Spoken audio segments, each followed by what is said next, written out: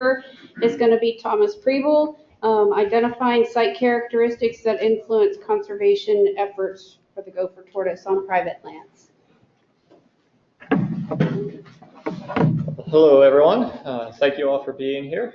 It is my pleasure to come back to the Gopher Tortoise Council for a second year to give you an update on my PhD research. Earlier this summer, I wrapped up my second field season, and I'm going to tell you a little bit about what we found out there on the private lands of Alabama, Georgia, and Florida. Let's see.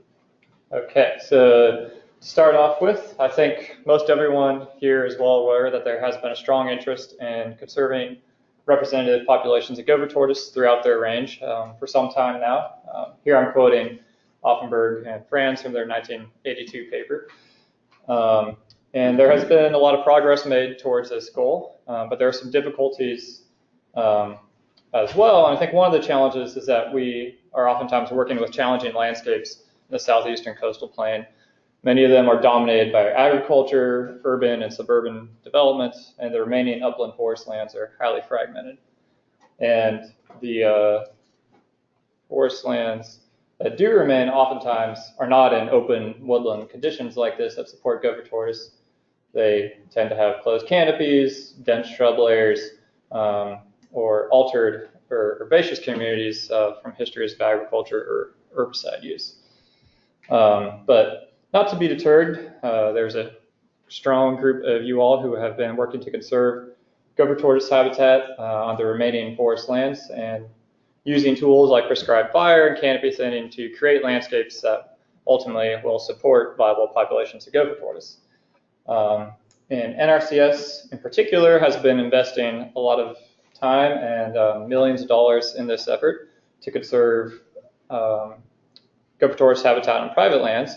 And as you might expect, they are interested in knowing whether or not they're getting or if they're achieving the conservation goals they have in mind on these lands. And so they are funding our research to evaluate their working lands for wildlife program for gopher tortoise. And here I have some of the objectives that we have for our research. The primary one being that we want to evaluate the effectiveness of the primary management tools that NRCS is using, especially prescribed fire and forest thinning.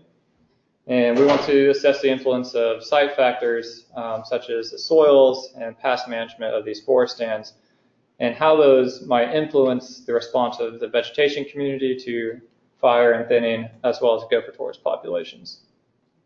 And while we're doing this, we're hoping to test some hypotheses regarding the relative influence of habitat variables in terms of how these affect the response of the vegetation community and tortoise populations. And I think it's pretty well established that soil suitability, vegetation structure, and to some extent species, herbaceous species composition influence tortoise habitat suitability, but we want to really kind of hone in on how much each of those factors influence tortoises. So here I have a map showing my study area, and the counties highlighted in red are the ones that I have visited and conducted surveys over the last 2 years. We really would have liked to sample across the whole tortoise range. We just didn't have the resources to do so. So maybe during the break, some of you who are outside of the area I surveyed can let me know how well this applies to your regions. But we did cover a variety of ecoregions within this area. In total, I've been able to survey about 300 plus forest stands coming from over 70 private landowners. And along the way, I picked up about 10% of our samples on state and federal lands. So when I go to one of these private landowners' properties that was enrolled in the Working Lands for Wildlife program, I try to survey anywhere between 1 and 4 of the forest stands that were enrolled in the program on their property. And I'm using a 2-hectare plot within the stand that was enrolled to conduct our surveys. And we try to target those if there's multiple available to maximize variability in land use, either the current land use, be it a pine plantation or a natural stand, and whether or not it was historically farmed in the past. Meanwhile, we're trying to minimize variability from soils and targeting the most highly suitable soils on a property and avoiding low-lying areas when placing the plot boundaries. Within each of these plots, I do a 2-observer survey where the first observer is conducting line transect distance sampling searching for burrows and scoping those to determine occupancy, and this is how we get density estimates on these plots, tortoise density estimates. And meanwhile, the second observer is conducting vegetation measurements. We're getting measurements on the vegetation structure, the amount of cover, the canopy, shrub level, and ground level. And I'm also interested in species composition, so we're recording whether or not wiregrass is present, and within our quadrats that I place in the 7 vegetation subplots, recording the 4 dominant plant species. To analyze these data, I have been using a hierarchical spatial distance sampling model by Carey and Royal in 2016. So this is a Bayesian model. It allows us to incorporate the data we're collecting from multiple spatial scales into a single model, and we use this to get density estimates of the tortoises on each 2-hectare plot. And it allows us to count for variability in detection and visual obstruction on these plots, because some of them are quite open, meanwhile others are very thick and hard to walk through.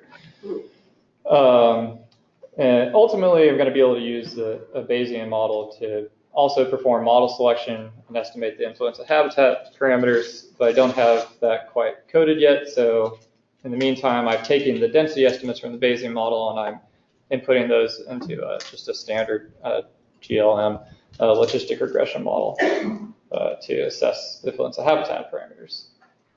All right, so now I have some results I want to show you. This is a plot of the sites that I've visited, going from those with the lowest estimated density here on the left to the highest on the right. And the overall objective for this portion of the study is to model this variability in density with respect to habitat parameters and try to assess which ones are most influencing these differences in density we're observing. So as a first kind of cut at this analysis, I divided my plots into 2 groups, a low density group with less than 1 tortoise per hectare, and a higher density group with greater than 1 tortoise per hectare. And I proceeded to use logistic regression to try to model the probability that a high density is present on the stand that I visited. And so here I have some of the simple models I've been considering so far. They are simple, but I think they will suffice to demonstrate some interesting trends we're seeing in the data. And I'll just go through these here quickly. Just a soil-only model, and this is based on the NRCS Gopher Tortoise Suitability Index that's applied to the Sorgo data set. And then I had combined a soil and vegetation structure model that has variables for canopy cover, shrub cover, and low ground cover. And then I added in species composition variables. This one is wiregrass, just presence or absence of wiregrass on a site. And wiregrass is a pretty good indicator of a relatively undisturbed herbaceous community. The only issue is that the range of wiregrass doesn't extend to the periphery of the Gopher tortoise range. And so I'm also considering just the proportional abundance of plants that are known associated with sandhill habitat as an alternative model to the wiregrass one. And the last one here just omits the soil variable. And so if you'll hang with me on this slide just a little longer, here I have the results of this modeling exercise, and there's 2 things I want to show here. The first is that the models with the species composition, herbaceous species composition, ended up coming up on top here. Strong support for AIC as being the best models. And if you look at the model fit measured by area under the curve, you get a nice jump in the fit of the model when you add species composition. So I think that is pretty clearly shown to be important. And the second thing you might have noticed is that the top model doesn't have the soil suitability parameter, which seemed a little strange at first, but if you recall, I tried to target my sampling towards highly suitable soils. And so I think what might be going on here is that most of the information in that soil index is separating low suitability and moderate suitability soils from the high ones. When you get to the high suitability class, there's not a lot of information left in that index, at least on the sites that I visited. So I want to just take the rest of the time to dive into these effects of herbaceous composition just a little bit more and show you some figures of how that seems to be playing out. So here on the left, I have just the observed densities on my plots grouped by those that didn't have wiregrass and those that did. And on the right, I took the logistic model and generated some predictions for stands that have what I would consider a suitable vegetation structure, canopy about 50%, shrub 30%, and ground cover 30%, and varied whether or not wiregrass is present. And so this is showing that for stands with suitable structure and a wiregrass presence, you have roughly double the probability of having a high tortoise density than those without it. And lastly, I wanted to revisit this lack of the soil parameter here in the top model. And so on this plot, I have the highly suitable soil series that I sampled this summer, and the number of plots I had on each one is here in parentheses. And all of these were pretty similarly ranked highly in the Gopher Tortoise Suitability Index in this orange line, all either right at or above 0.9 out of 1. But the densities varied a lot that I was observing on these soil series. And this trend holds true if you look at the model residuals. And so here, from the logistic model, so the positive values of these residuals indicate that on average, these soil series are having higher tortoise densities than you would expect given the structure and species composition alone.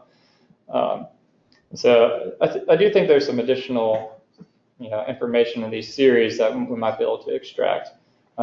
As a first kind of attempt at that, I went ahead one step further and divided the soil series up by those that had positive residuals and those that had negative, and input that back into the logistic model as a parameter and generated some new predictions. And so positive S are those with positive residuals and negative is with negative residuals. So you can see the predicted probabilities of having high tortoise densities falls out pretty substantially when you're, so here at this one, it's having a positive residual, the most exceptional soils with wiregrass presence, and then just all the other soils, and you drop down about 20% on the probability scale, all the way down to if there's no wiregrass and you're from the non-exceptional soils, get down to about 0.2. And the kind of the unfortunate thing about this figure is that this is where most of the sites that I surveyed came from.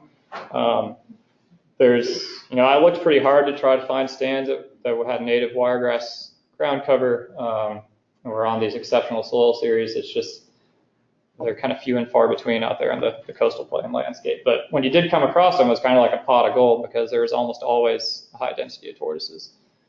So I think these might be things to look for when we're deciding conservation going forward. And so I have conclusions here in quotes because I'm still working through the modeling on this, but hopefully you'll be moving forward with that and trying to write these up for publication eventually over the next year or so. But I guess the preliminary conclusions are that stands with wiregrass herbaceous communities seem to be much more likely to support higher tortoise densities. Not all of these highly suitable soils seem to be created equal. I think it's going to be worth investigating why some of those appear to be exceptionally suitable. And I'm going to be also part of this research is looking at how soils and species composition influence the vegetation response to fire and thinning. And with that, I'm just going to thank everybody who helped me with this, especially all the private landowners who let me come out into their property. They were so welcoming all summer. And thank you all for being here. Yeah,